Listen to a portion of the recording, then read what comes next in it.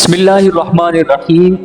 سامعین، جیسا کہ آپ نے پہلی ویڈیو میں سنا مسجد اقصی کے حالات اور مسلمانوں کا اس پر رد عمل کتنا ہوا، کتنی کوشش کی گئی، مسلمانوں نے اس کے لیے کیا اپنی سرگرمیاں دکھائیں اور کتنی بھاگ دوڑ کی، وہ ہم سب کے سامنے ہے۔ مسجد اقصی پر اکثر قومیں اپنا استحقاق جتاتی ہیں، حالانکہ مسجد اقصی یہ تو صرف اور صرف امت مسلمہ کی ملکیت ہے۔ اس پر کسی دوسری قوم کا مذہبی، قومی، سیاسی اور جغرافیائی کسی لحاظ سے کوئی حق نہیں ہے۔ مسجد اقصی امت مسلمہ کی عزت اور عظمت کی علامت ہے، ہمارے شاندار ماضی کی شناخت ہے، ہمارے مستقبل کی ضمانت ہے۔ اس کی فریادیں خون رلاتی ہیں، دل کو دہلا دیتی ہیں، مگر اے اقصی، ہم مجبور ہیں، ہمارے پاؤں میں بیڑیاں ہیں۔ ہمارے مسلم حکمرانوں نے ہی تجھے انسانی دنیا میں بسنے والے بدترین مخلوق کے حوالے کر دیا ہے۔ ان عرب حکمرانوں کے ناعاقبت اندیش اقدامات کے سبب ہی فلسطین میں یہودی کالونیاں بنی، پھر اسرائیلی ریاست قائم ہوئی، اور پھر رفتہ رفتہ فلسطین اور اس کے مقدسات پر یہودیوں کا تسلط ہو گیا۔ فلسطینیوں پر عرصہ حیات تنگ کیا جانے لگا، مسجد اقصی کے تقدس کو پیروں تلے روندا جانے لگا۔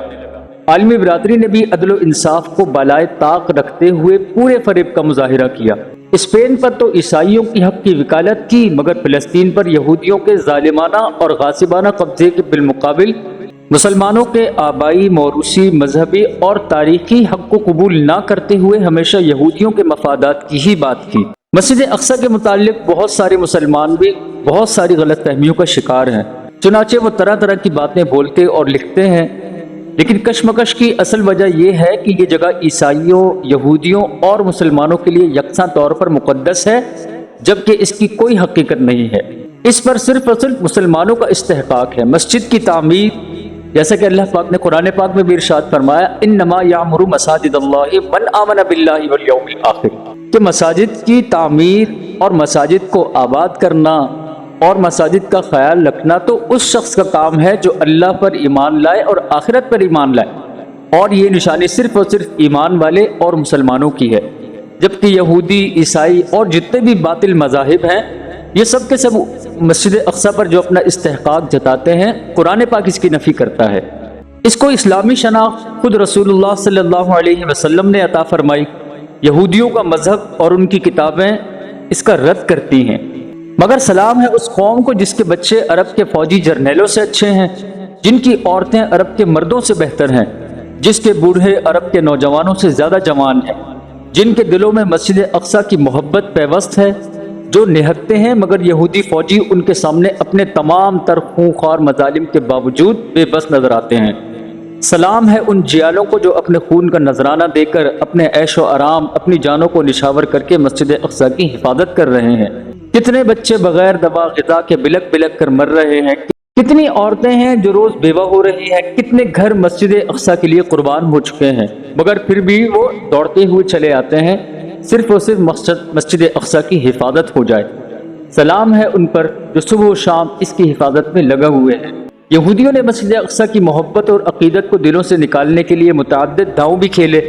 حقائق کو مسخ کیا، لوگوں تک غلط معلومات پہنچائی، اس کے خلاف پروپیگنڈے کیے گئے۔ مسجد اقصی کے مسئلے کو صرف عربوں یا صرف فلسطینیوں کا مسئلہ بنا کر انسانیت اور اسلام سے اس کا رشتہ کاٹنے کی بھرپور کوشش کی گئی، لیکن الحمدللہ ہر محاذ پر کچھ اللہ کے بندے ان کا مقابلہ کرتے رہے ہیں اور تادم آخر کرتے رہیں گے انشاءاللہ۔ ایک طبقہ جان اور مال اور خون سے اقصی کے ذرے ذرے کا محافظ بنا ہوا ہے، تو ایک طبقے نے اس قضیے کو عالمی سطح پر زندہ رکھا ہوا ہے، جو کہ صحیح معنی میں اس کی معلومات مسلمانوں تک پہنچا رہا ہے۔ اللہ تعالیٰ ان کی تمام قربانیوں کو قبول فرمائے اور ہماری آنکھیں قبلہ اول کی بازیابی سے ٹھنڈا فرمائے، اور یقیناً یہ ہو کر کے رہے گا انشاءاللہ۔ اللہ کی مدد آئے گی جب یہ امت نصرت خداوندی کے نزول کے شرائط پوری کر دے گی۔ جب عرب کے صہیونیوں سے نجات مل جائے گی تو نصرت خداوندی ضرور انشاءاللہ مسلمانوں کا مقدر بنے گی۔ الا ان نصر اللہ قریب۔ لیکن اے مسجد اقصی، ہم تیری راہ میں کوئی اور قربانی دینے سے فی الحال قاصر ہیں، مگر تجھ سے یہ وعدہ کرتے ہیں جتنا ہم سے ہو سکا ہم مرتے دم تک انشاءاللہ تیری حفاظت کے لیے کوشاں رہیں گے، اور جو کچھ قربانی ہم دے پائے انشاءاللہ اس قربانی سے بالکل بھی دریغ نہیں کریں گے۔ آج مسجد اقصی کی خاطر ہر مسلمان کا دل زخمی ہے، ہر آنکھ خون کے آنسو رو رہی ہے، ہر زبان اپنی طاقت بھر اس کا دفاع کرتی ہے، مگر ہر مسلمان پر مسجد کا ایسا ہی حق ہے جو کہ واجب الادا ہے۔ ہر مسلمان کے دل میں اس کی ایسی ہی محبت ہونی چاہیے۔ تاریخ اسلام کے فاتحین اور مجاہدین نے ہدایت و سلامتی اور شریعت اسلامی کی خاطر تیری طرف جو بھی قصد کیا، جو بھی قربانی دی، یہاں تک کہ تجھے سلیب کی گندگی سے بھی پاک کیا، جیسے تجھ سے پہلے جزیرت العرب میں بت پرستی کی آلائش سے اس کو پاک کیا گیا تھا۔ قیامت سے قبل یہ یہودی فنا ہو کر رہیں گے، نیست و نابود کر دیے جائیں گے۔ اس کی بشارت تو خود محمد رسول اللہ صلی اللہ علیہ وسلم نے بھی دی کہ ایک مرتبہ عوف ابن مالک فرماتے ہیں کہ میں نبی کریم صلی اللہ علیہ وسلم کے پاس غزوہ تبوک کے موقع پر حاضر ہوا تو آپ علیہ الصلوۃ والسلام ایک چمڑے کے خیمے میں تشریف فرما تھے۔ آپ صلی اللہ علیہ وسلم نے قیامت کی 6 نشانیاں شمار کرنے کے لیے فرمایا، اور ان 6 نشانیوں میں سے ایک نشانی یہ تھی کہ آپ صلی اللہ علیہ وسلم نے فرمایا کہ بیت المقدس کی فتح قیامت سے پہلے لازمی ہوگی اور یہ یہود تباہ و برباد ہوں گے۔ مسجد اقصی تاریخ کے تمام ادوار میں اسلامی مسجد اور مسلمانوں کی ملکیت رہی،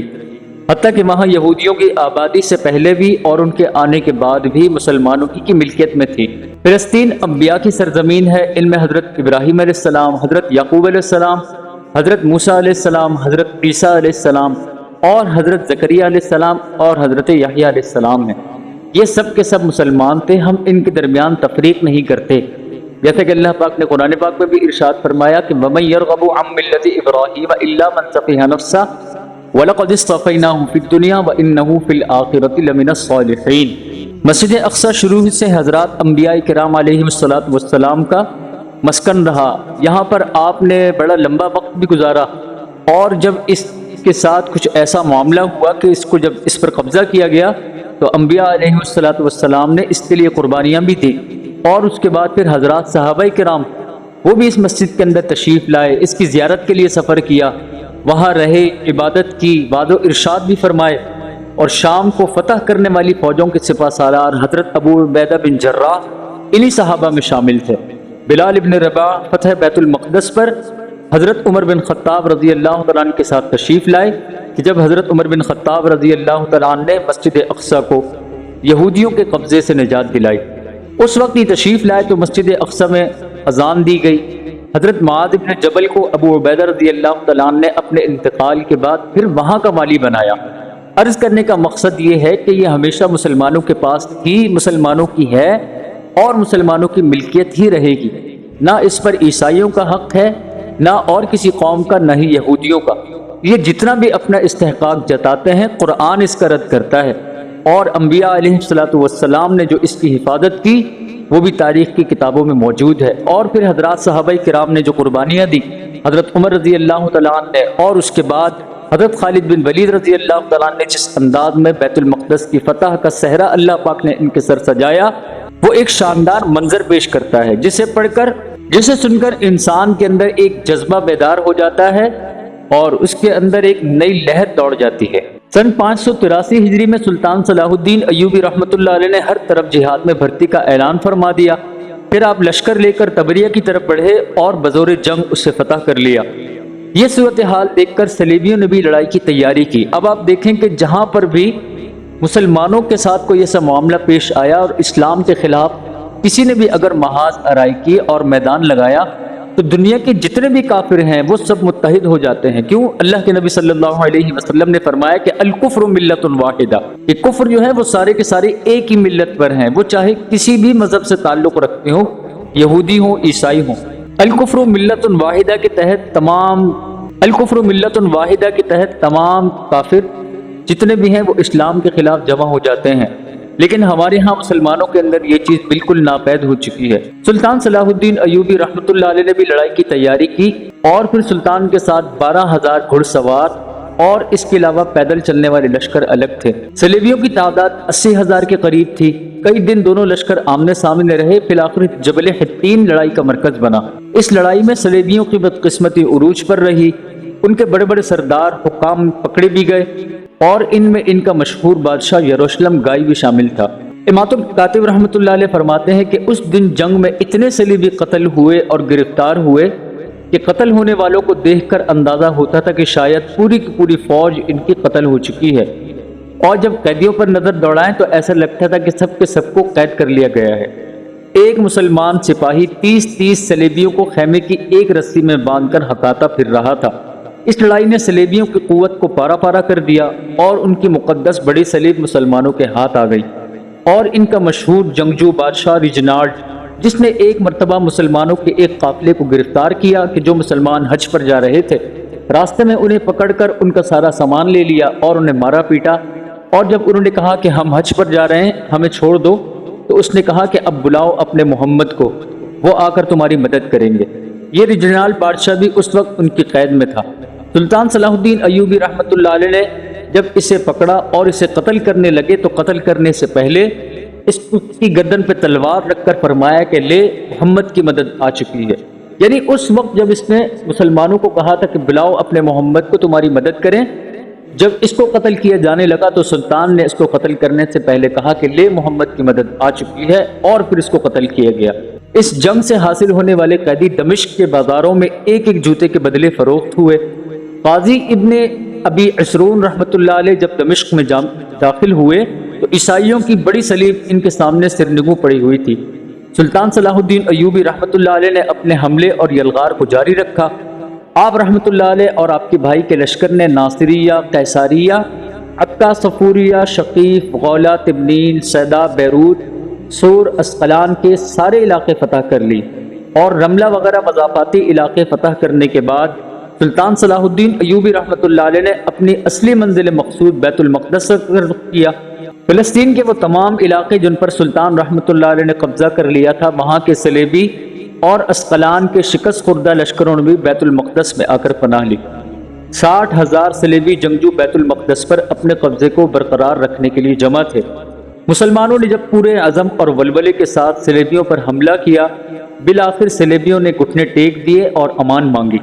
سلطان صلاح الدین ایوبی رحمۃ اللہ علیہ نے ان سب کی درخواست قبول کی اور ان سے ایک معاہدہ طے پایا۔ وہ یہ تھا کہ بیت المقدس کے تمام مسیحی جتنے بھی عیسائی تھے، فی مرد 10 دینار، فی عورت 5 دینار، فی بچہ 2 دینار فدیہ ادا کریں گے، اور جو شخص 40 دن تک یہ فدیہ نہیں ادا کر سکے گا تو وہ غلام شمار کر دیا جائے گا۔ جب یہ قرارداد پیش ہوئی تو اس کے بعد جمعہ 27 رجب 583 ہجری بمطابق 1187 عیسوی میں صلیبیوں نے بیت المقدس مسلمانوں کے حوالے کر دیا، اور 90 سال سے جاری ظلم و بربریت کا یہ دور ختم ہو گیا جس نے پوری امت مسلمہ کے سر کو شرم سے جھکائے رکھا تھا۔ اللہ تعالیٰ کا یہ پاک گھر اپنے حقیقی پاسبانوں کے ہاتھ میں آ گیا۔ پھر مسجد اقصی نے سکون کا سانس لیا۔ سلطان صلاح الدین ایوبی رحمۃ اللہ علیہ مسجد اقصی میں داخل ہوئے تو اس کے ایک حصے میں خنزیر بندھے ہوئے تھے اور اس کے غربی حصے میں فوج کے لیے بیت الخلاء بنا دیا گیا تھا اور محراب کو بند کر دیا گیا تھا۔ مسلمانوں نے فوراً اس کی پاکی اور صفائی کا اہتمام کیا۔ مسجد میں قیمتی قالین بچھا دیے گئے اور خوبصورت اور قیمتی قندیلوں سے اسے منور کیا گیا۔ شعبان کے پہلے جمعے میں 90 سال کے بعد مسجد اقصی سے دوبارہ اذان کی آواز گونجی اور اس کے منبر سے خطبہ دیا گیا۔ سلطان صلاح الدین ایوبی رحمۃ اللہ علیہ نے اظہار تشکر کے لیے گنبد صخرہ میں نماز ادا فرمائی، کیونکہ حضرت عمر رضی اللہ تعالیٰ عنہ کے بعد اللہ تعالیٰ نے انہیں بیت المقدس کی فتح کا اعزاز بخشا تھا۔ صلیبیوں نے گنبد صخرہ میں جو تبدیلیاں کر دی تھیں وہ سب کے سب ختم کر دی گئیں۔ سلطان تقی الدین رحمۃ اللہ علیہ نے خود مسجد اقصی میں حاضری دی اور گلاب کے پانی سے پوری مسجد اقصی کو غسل دیا اور اپنے ہاتھوں سے جھاڑو دینے کی سعادت حاصل کی، اور ہر طرف مسجد اقصی میں خوشبوئیں بکھیر دی گئیں۔ آج جب کہ 50 سال سے زائد ہونے کو ہیں اور مسجد اقصی یہودیوں کے ناجائز قبضے میں ہے، ہر مسلمان کو اس بات میں سوچنا چاہیے اور غزوہ بدر سے لے کر مسجد اقصی تک کی تمام فتوحات کو بار بار پڑھنا چاہیے اور اپنے دل میں عزم اور نیت کرے کہ جو عزم سلطان صلاح الدین ایوبی رحمۃ اللہ علیہ نے اپنے دل میں کیا تھا، اور جب وہ عزم کو اپنے دل میں پختہ کیے بیٹھے تو اس کے بعد پھر وہ مسجد اقصی کو خنزیروں سے پاک کرنے میں کامیاب بھی ہوئے۔ لیکن سوچنے کی بات یہ ہے کہ وہ کس طرح کر گئے۔ بات صرف عزم کی ہے اور سچی نیت کی ہے۔ جب انسان سچی نیت، عزم اور ارادہ کر لیتا ہے تو پھر یہ انسان کو گھر بیٹھنے نہیں دیتا، اور پھر منزل تک پہنچے بغیر بھی اس کو سکون نہیں ملتا۔ سلطان صلاح الدین ایوبی رحمۃ اللہ علیہ ہماری طرح ایک انسان تھے، لیکن ان کے دل میں یہ بے چینی تھی کہ مسجد اقصی کافروں کے قبضے میں کیوں ہے۔ ان کے دل میں یہ خلش تھا کہ اگر ہم اپنے مقدس مقامات کی حفاظت بھی نہیں کر سکتے تو پھر ہمارا زندہ رہنے کا کیا فائدہ ہے۔ اس زمانے میں بھی مسلمان انتشار کا شکار تھے اور اس زمانے میں بھی مسلمانوں کی ایک بڑی تعداد انتشار کا شکار ہے اور جہاد سے غافل ہو کر عیش پرستی کی زندگی گزار رہی ہے۔ اس زمانے میں بھی سفید چہرے والے کالے یورپ اور اسلام کو مٹانے کے لیے اور ہر جگہ مسلمانوں کے سینے میں صلیب گھونپنے کے لیے متحد ہو چکے تھے، مگر سلطان صلاح الدین ایوبی رحمۃ اللہ علیہ نے ان تمام حالات کو دیکھ کر اپنے اوپر آرام کو حرام کر لیا، گھوڑے کی پشت کو اپنا تخت اور رات کے وقت اپنے مسلح کو اپنا بستر بنایا اور ایک طرف پکار کر مسلمانوں کو مسجد اقصی کی آزادی اور جہاد کی دعوت دی اور بڑے بڑے علماء کرام سے اس پر کتابیں لکھوا کر پوری اسلامی دنیا میں پھیلائیں۔ ممبر و محراب کے جمود کو برق صفت شعلہ اعظم خطبہ کے ولولہ انگیز سے توڑ ڈالا اور دوسری طرف اللہ تعالیٰ کے سامنے ہر درجے کی آہوزاری کی۔ آج ہم مسلمانوں کے اندر اسی چیز کی کمی ہے کہ ہم لوگ اپنی طرف سے کوئی بھی عزم اور ارادہ نہیں کرتے، نہ ہی اس کے لیے کوئی تیاری کرتے ہیں، حالانکہ قرآن پاک میں اللہ رب العزت نے ارشاد فرمایا ہے وَأَعِدُّوا لَهُم مَّا اسْتَطَعْتُم مِّن قُوَّةٍ کہ تم اپنی استعداد کے مطابق اپنی تیاری کر کے رکھو۔ تو سلطان صلاح الدین ایوبی رحمۃ اللہ علیہ دن بھر پھرتے رہتے، مسلمانوں کو دعوت دیتے، مسلمانوں میں اس کی دعوت کو پھیلاتے اور پھر رات میں اللہ کے حضور راز و نیاز کر کے مسجد اقصی کے لیے خوب آہوزاری کر کے گڑ گڑا کر اللہ سے دعائیں بھی مانگتے ہیں۔ اللہ پاک نے پھر ان کی اس جذبے اور ہمت کو قبول فرمایا اور ان کے ذریعے سے بیت المقدس کو آزادی نصیب فرمائی۔ آج ہر مسلمان کو اسلامی ممالک کے ایک ایک چپا زمین میں آزاد کرانے کا عزم کرنا ہوگا۔ آج ہر مسلمان کو خون کے ایک ایک قطرے کا بدلہ لینے کی نیت کرنی ہوگی۔ سب مسلمانوں کو اسلام کی عظمت کی خاطر خاک اور خون میں تڑپنے کا شوق اپنے اندر پیدا کرنا ہوگا اور اپنے نسب العین سے جا کر دوبارہ جڑنا ہوگا، تب انشاءاللہ اللہ تعالیٰ خود انہی مسلمانوں میں سے کوئی سلطان صلاح الدین ایوبی رحمۃ اللہ علیہ بھی پیدا فرما دے گا اور کسی ماں کا بیٹا نور الدین زنگی رحمۃ اللہ علیہ بھی کہلائے گا۔ اللہ تعالیٰ ہمیں ان اکابر کی نقش قدم پر چلنے کی توفیق عطا فرمائے، ہمیں مسجد اقصی اور بیت المقدس کی کامیابی اور حفاظت کے لیے اللہ پاک ہماری جان اور مال، ہم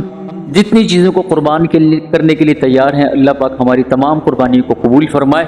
وآخر دعوانا ان الحمد للہ رب العالمین۔